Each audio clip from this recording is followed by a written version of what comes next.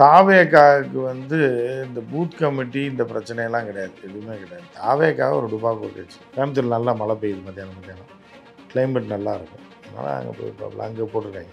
வெயில் காலத்தில் எதுக்கு சென்னையில் போடுவாங்க, கோயம்புத்தூரில் பூத் கமிட்டி அப்படி தான் நம்ம பார்க்கணும். ஆதவர்ஜனாலாம் அரசியல் அனாதை, யாரும் இல்லாத ஒரு ஆள். ஆதவர்ஜனா பேச்செல்லாம் ஒரு பேச்சுன்னு கேட்டுக்கிட்டு அவர்லாம் ஒரு ஆளுன்னு சொல்லி கேட்டுட்டு இருந்தீங்கன்னா வேஸ்ட்டு. படித்துறை பாண்டி கேள்விப்பட்டிருக்கீங்களா? படித்துறை பாண்டி போயிருக்கான். படித்துறையிலே உட்காந்துருப்பாங்க. ஏதாவது விஜய் கூட்டம்னா போயிட்டு ஓடிட்டு இருக்கு. அவ்வளோ பாவம் வரப்போய் விஜய்க்கு இன்றைக்கி எவ்வளோ கூட்டம் வந்துச்சோ அதை விட இப்போ நாளைக்கு நயன்தாரா வர சொல்லுங்கள், எவ்வளோ கூட்டம் வருதுன்னு பார்ப்போமா? கோயம்புத்தூரில் வரும். கமலஹாசனுக்கு எவ்வளோ கூட்டம் வந்துச்சு எலெக்ஷன் டைத்தில். அதனால் கமலஹாசன் எம்எல்ஏ சீட்டு கூட ஜெயிக்க முடியாது. வேடிக்கை பார்க்க வருவாங்க. குரலி வித்தை நடக்கிறது கூட ஒரு 1000-500 பேர் வேடிக்கை பார்ப்பாங்க. அதுக்காக அவன் குடும்பத்தை இவன் காப்பாற்றிடுவான்னு சொல்லுவாங்க. பாவதர் காலத்தில் பெண்கள்லாம் அவ்வளோ கூட்டினாங்க, இப்போ கூட்டுறாங்களா? அந்த அளவுக்கு கூட முடியாது. எம்ஜிஆர் காலத்தில் தான். இன்றைக்கும் விஜயை பார்க்குறக்கு அந்த வயசு பிள்ளைங்க, வயசு பசங்க துள்ளி குதிப்பாங்க. அவங்களால இந்த நாட்டுக்கு பிரயோஜனம் கிடையாது. இந்த மாதிரி ரசிகை குஞ்சினால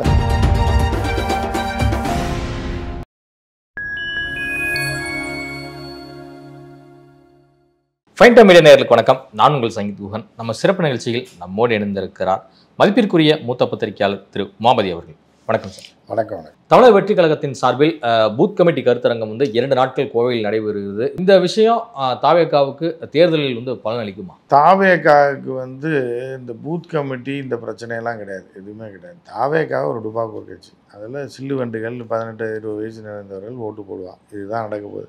பூத் கமிட்டின்னு போனாலும் சரி, பிரச்சாரத்துக்கு போனாலும் சரி. இப்போ விஜய் வீட்டில் தூங்கிட்டு இருந்தாலும் தூங்கிட்டு இதே மாதிரி புஷி ஆனந்த் அவங்க எல்லாம் போய் பிரச்சாரம் பண்ணால் கூட 4-5-4.5% ஓட்டு விழுவோம்.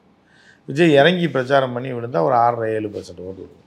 இதுதான் வித்தியாசமே தவிர நீங்கள் மண்ணில் பிறண்டாலும் சரி, எண்ணெயை தடவிட்டு உருண்டாலும் சரி, மண் சோறு சாப்பிட்டாலும் சரி, இவ்வளோ தான் அதோட லிமிட். அவ்வளோதான். அதை தான் நம்ம பார்க்க முடியும். தவிர இந்த பூத் கமிட்டியை வச்சு நம்ம இதை ஒரு பில்டப் பீலாக தான். இது சும்மா இருக்கிறதுக்கு போயிருக்காப்புல. ஏன்னா வெயில் ஜாஸ்தியாக இருக்குன்றக்காக கோயம்புத்தூர் போயிருக்காப்புல. கோயம்புத்தூர் நல்லா மழை பெய்யுது மத்தியானம் கிளைமேட் நல்லா இருக்கும். அதனால் அங்கே போய் பார்ப்பல அங்கே போட்டிருக்காங்க. வெயில் காலத்தில் எதுக்கு சென்னையில் போடுவோன்னு கோயம்புத்தூரில் பூத் கமிட்டி மீட்டிங் போடுறாங்க. அப்படி தான் நம்ம இதை பார்க்கணும். ஏன்னா ஊட்டியில் போடலான் இருந்தாங்கன்னு கேள்விப்பட்டேன். அப்புறம் கவர்னர் வேறு அங்கே போய் சுற்றிட்டு இருக்காருன்னு துணைவேந்தர்கள் மாநாடில் துணைவேந்தர்லாம் மாநாடு நடந்துகிட்டு இருக்கு.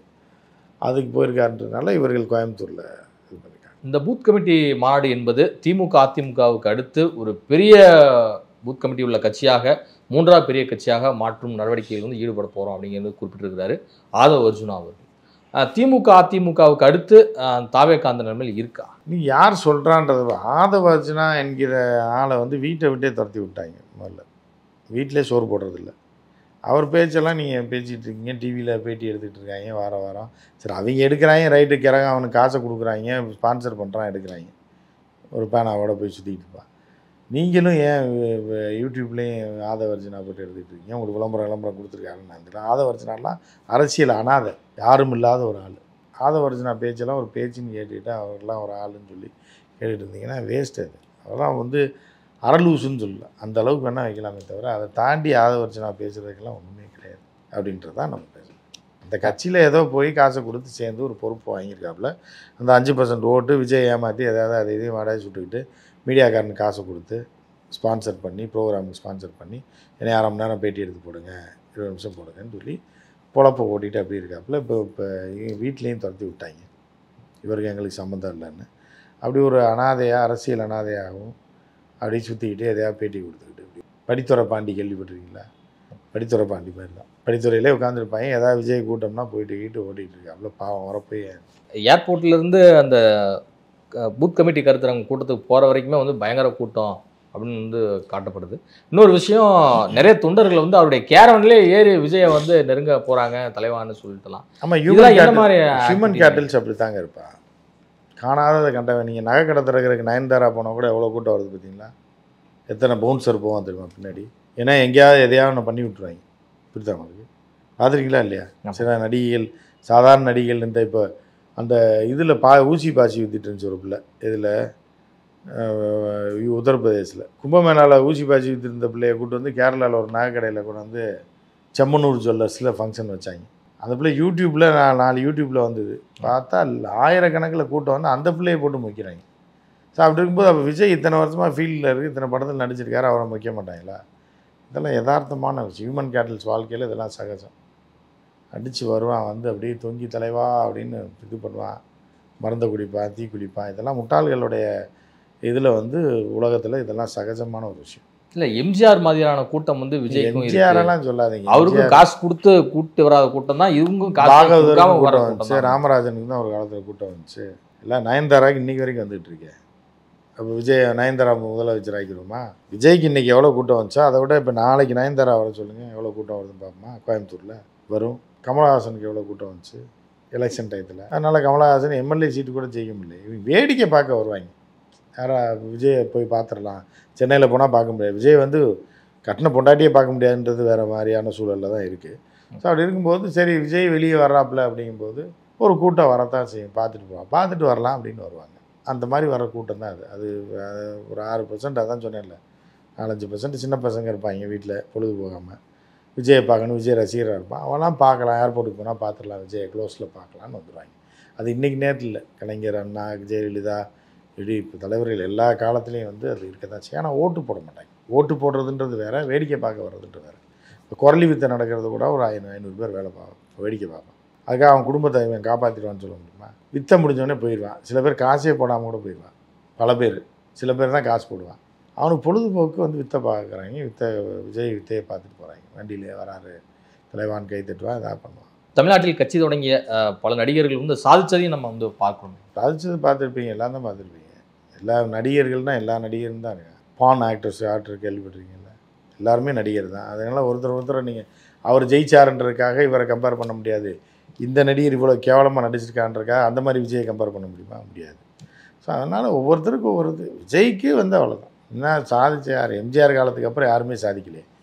40 வருஷம் ஆச்சு, 45 வருஷத்துக்கு முன்னாடி அப்போ மக்கள் வந்து கொஞ்சம் அரை வெட்டில் இருந்தால், அரை கண்டிஷனில் இருந்தால், படிப்பறிவு இல்லை. பாகவதர் காலத்தில் பெண்கள்லாம் அவ்வளோ கூடினாங்க. இப்போ கூடுறாங்களா? அந்த அளவுக்கு கூட மாட்டாங்க. எம்ஜிஆர் காலத்தில் இருந்தாங்க. இன்றைக்கி விஜயை பார்க்குறக்கு அந்த வயசு பிள்ளைங்க, வயசு பசங்க துள்ளி குதிப்பாங்க. அவங்களால இந்த நாட்டுக்கு பிரச்சனை கிடையாது. இந்த மாதிரி ரசிகை குஞ்சுனால அந்த அவங்க வீட்டுக்கும் பிரச்சனை இருக்காது. வீட்டுக்கு வேணா தான் இங்கே போய் கம்பியில் அடிபட்டு செத்துருவான், பாலாபிஷேகம் பண்ணுறேன்னு கட் அவுட்லேருந்து விழுந்து செத்துருவான். அதனால் அவன் குடும்பத்துக்கு தான் லாஸே தவிர அவங்களால இந்த நாட்டுக்கும் பிரச்சனை கிடையாது, வீட்டுக்கும் பிரச்சனை கிடையாது. விஜய்க்கு வேணால் பிரச்சனமாக இருக்கும்.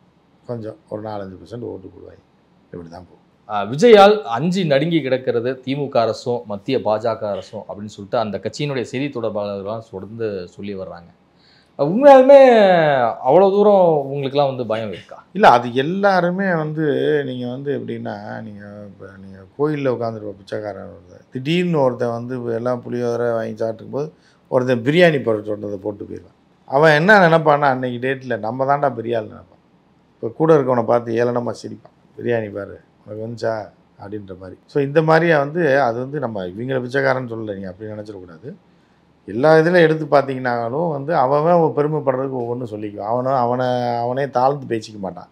அந்த வேலை ஒரு கட்சியை ஆரம்பித்து இவ்வளோ தூரம் ஆஃபீஸ் போட்டு இவ்வளோ பேரை கூட்டம் கூட்டி இவ்வளோ பேரை வேலைக்கு சேர்த்து ஆதவர்ஜனாலாம் குடும்பத்தையே இழந்துட்டு வந்திருக்காப்புல அமௌண்ட்டு கொடுத்துட்டு.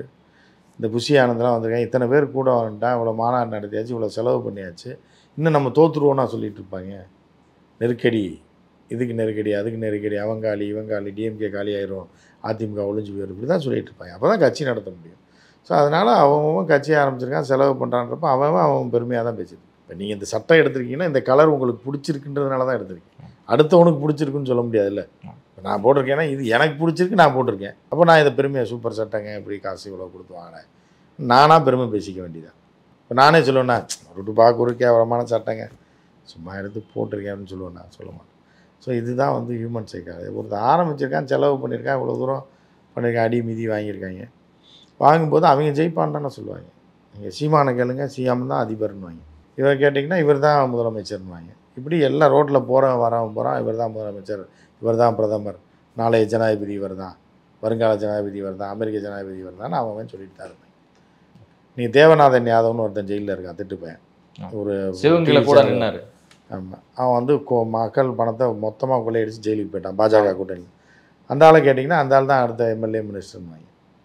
நீங்கள் இப்படி வந்து எல்லாம் முள்ள மாதிரி முடிச்சவங்க நீங்கள் எவனை கேட்டிங்கனாலும் அவன் ரேஞ்சுக்கு ஒன்று சொல்லுவான். நான் தான் முதலமைச்சர்னுவா, நான் தான் பிரதமர்னுவா, நான் தான் அதிபர்னுவா, நான் தான் எம்எல்ஏன்னுவா. இப்படி அவங்கவுங்க அப்படி இருந்தால் தான் வந்து நான் தான் ஜெயிப்பேன். நீங்கள் எலெக்ஷன் டைம் பார்த்தீங்கன்னா எல்லோரும் சொல்லுவான், கட்சி மெஜாரிட்டி பெற்று ஆட்சிக்கு வரும்னு பாஜகலேருந்து எல்லாம் எத்தனைடா சீட்டு வச்சுருக்கீங்கன்னா 3 சீட்டு தான் இருக்கும். ஸோ இதெல்லாம் எல்லாரும் அப்போ தான் கட்சி நடத்த முடியுன்றதுக்காக அவர்கள் சொல்கிறாங்க. அதனால் அதை வந்து நீங்கள் இதாக எடுத்துக்கோ, அவங்க சந்தோஷப்பட்டுக்கணும்ல. இப்போ அன்புமணி ராமதாஸ் முதலமைச்சர்னு சொல்லி ஒருத்தன் கட்டி இறக்கி விட்டு 10 கோடி வாங்கிட்டு போயிட்டான்ல. மாற்றம் முன்னேற்றம் அன்புமணின்னு அவன் வாழ்க்கையில் மாற்றம் முன்னேற்றம் வந்துருச்சு. அன்புமணி தெருவுக்கு வந்துட்டாப்புல. இதுதான் டெக்னிக், இதுதான் ஆதவர்ஜுனா. அப்படியே அப்ரப்டாக கட் பண்ணால் விட்டுட்டு ஓடி போயிடுறேன். வடிவேல கால் மேலே கால் போட்டு உட்கார வைப்பாங்க. உட்காருங்க, அவெல்லாம் உட்காந்துருக்கான், நீங்கள் பேப்பர் படிக்கிறேன்னு படித்து சாணியில் தள்ளி விட்டு கூட வந்தேன் ஓடி போயிடுவான் பாருங்க. அதே கேரக்டர் தான் ஆதவர்ஜுனா. 2026 விஜயை சாணியில் தள்ளி விட்டு ஓடி போயிடுவாப்புல. அதை நீங்கள் பார்ப்பீங்க. அடுத்து வேறு கட்சிக்கு போய் நான் உடனே இதாகிறேன், அம்பேத்கர் வர்றாரு, கனவுல வந்தார் அப்படி சொல்லிட்டு தெரியக்கூடிய ஒரு ஆள் தான். அதனால் அந்த கட்சி அப்படி தான் இருக்கும். இதுவரை உங்கள் பல்வேறு கருத்து கண்டு சார்.